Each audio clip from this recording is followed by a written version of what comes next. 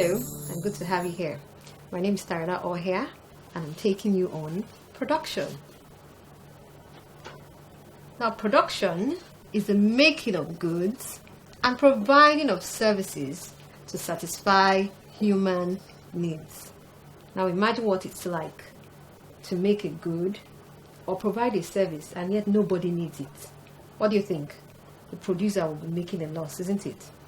So production is said to be complete only when goods that are made or the services that are provided or offered get to the consumers who need them.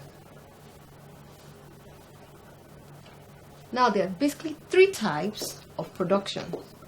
We have industry, commerce, and service. We'll take them one at a time. Industry. Now, industry is basically concerned with making the goods and services. Now, under this type of production, we have the extractive industry, the manufacturing industry, and the constructive industry. We'll take them one at a time. The extractive industry.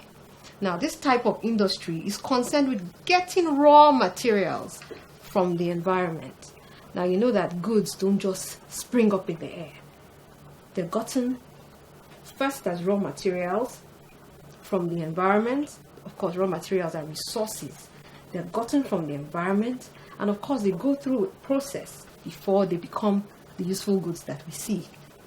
So, getting raw materials from the environment is what is referred to as extraction, and this is a type of industry.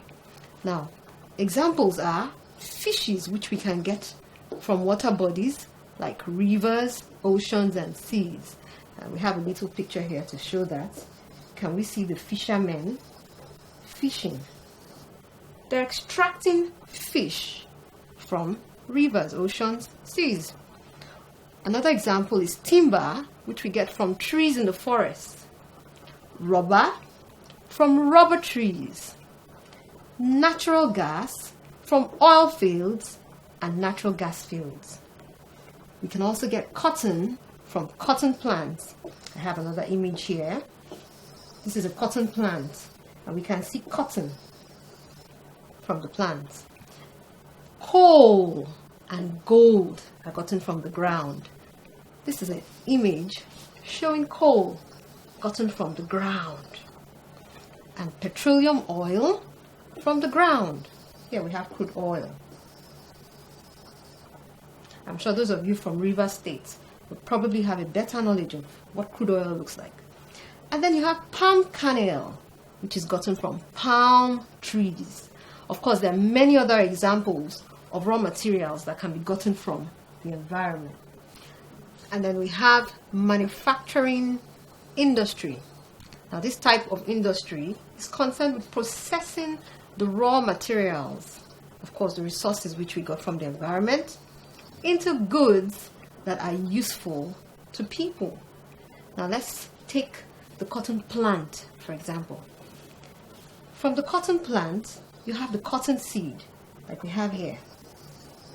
And from this cotton seed, a special oil is gotten, and it's used to make soap. Of course, soap which we use to have our bath or to wash. And from that same oil, a special type of cooking oil is produced, just like the ones we use to fry dodo, yam, and so on. Now, from that same cotton plant, you have a fuzz, which is found around the cotton seed. Now, if you take a look at them, you see that the shapes are alike. It's a cotton seed, but it's just covered with a fuzz. The fuzz is basically a rough, soft material. And this fuzz is known as linter. Linters are used by producers to stuff in pillows, field pillows. You know your pillow, the soft one. I'm sure if you unzip it, you get to see this soft fuzz used to fill pillows, mattresses, car seats, and furniture that is made. Now, from the cotton plant, we have cotton. And from cotton wool is made. From the same cotton, wicks are made. Now you know wicks, like the ones we have in our kerosene stove, in our lanterns. And of course, yarns. Yarns. Ladies, the yarns you use in knitting. Those of you that knit cardigans and socks. And of course, paper and clothes are also made. Soap. The cooking oil. The cotton board. Cotton wool. All these are useful goods, but of course, like we said, they were raw, in their raw form, processed into goods that are useful to you and I. Then we have the constructive industry. Now, the constructive industry is basically concerned with putting together materials and parts to form something new. Now, it's just like how you go to the beach and you take sand, a little water, and then you make a castle, the sand castle. It's just something like that. It's basically concerned with construction. So you have building construction, road or bridge constructions, and assembling, such as vehicle assembly. Let's see how that works. Remember, we're talking about putting together materials or parts. So in building construction, what materials or parts do we put together? Blocks, cement, ceiling boards, roofing sheets, tiles, electrical fittings, and so on and so forth. Put together, it forms a building. Now that's an example of the constructive industry. Now take a look at this one. Road bridge construction. What's put together? Sand, gravels, iron rods, cement, steel, and of course, the list goes on and on. Vehicle assembling. We put together the engine of the vehicle, dashboard, the steering wheel, tires, doors, and of course, the list goes on and on. Now, I have a few images to show you. This is building construction. Can we see them together? Putting blocks and cement, just like we have here, blocks and cement. This is part of the constructive industry. Still have more images. All of this here. Road construction. Can we see gravels? And of course, there's sand and other that's mixed together to construct the good roads that we apply on. And of course, vehicle assembling, putting the parts together. In this image here, I have the parts, the body parts, the main body parts of the vehicle. Here, the engine. Can we see them pulling down the engine? They're probably trying to fix it into a vehicle. And of course, other parts that are put together. Now, don't forget we said there are 3 types, and we just looked at the industry. So the second one, the second type of production is commerce. I'm sure by now this word is key to you. We've talked about the introduction to commerce. We've talked about divisions of commerce. So by now I'm sure you know much about commerce. Commerce involves trade, buying and selling, and aids to trade. Of course, the activities that make buying and selling better and easier. Warehousing, advertising, transportation, insurance, and communication. Oh, banking, of course. Banking, of course. The third type of production, services.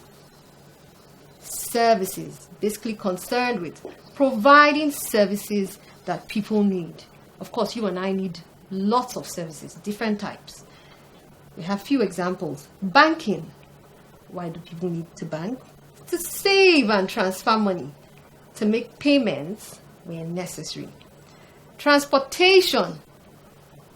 To move from place to place.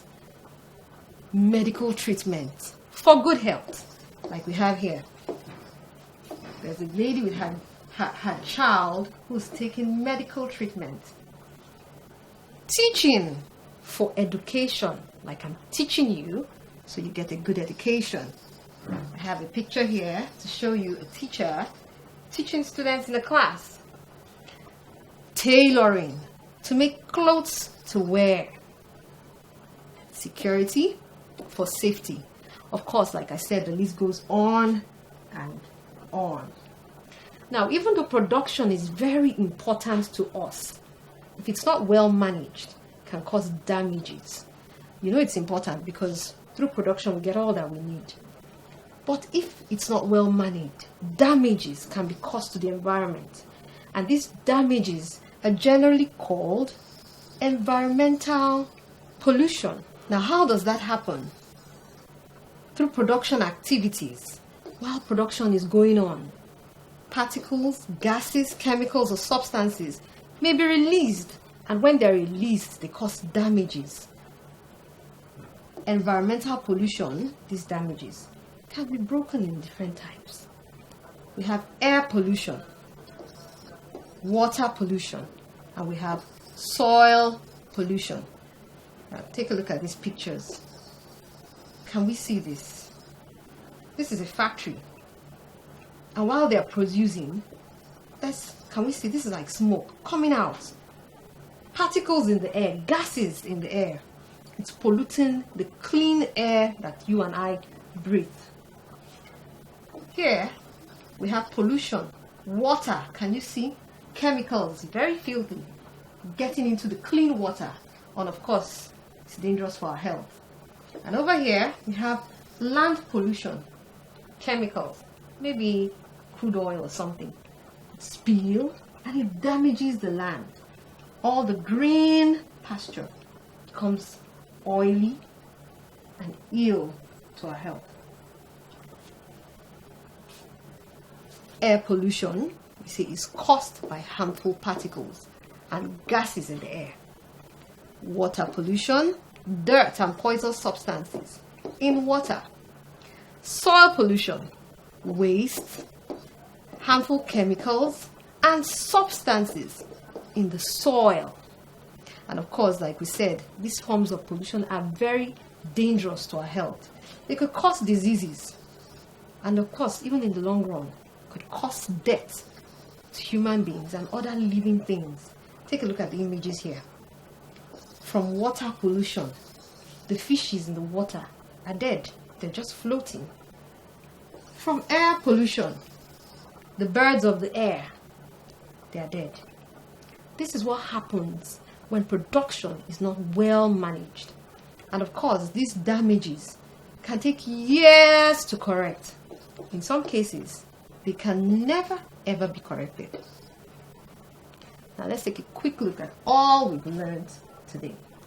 Production is the making of goods and providing of services that you and I need, people need. Now, there are three types of production. We say industry, commerce, and services. Industry can be divided in three types: extractive, manufacturing, constructive. Commerce, which is the second type of production, consists of trade, aids to trade. And services, which is the third type, includes services that you and I basically need, such as baking, teaching, security, medical treatment, and so on and so forth. When production is not well managed, the result is environmental pollution. Environmental pollution is an effect of production on the environment. It can cause diseases and even death to living things. It can cause damages that may never be corrected. Now, I'm sure you've learned a lot about production. I hope to see you in my next class. Thank you.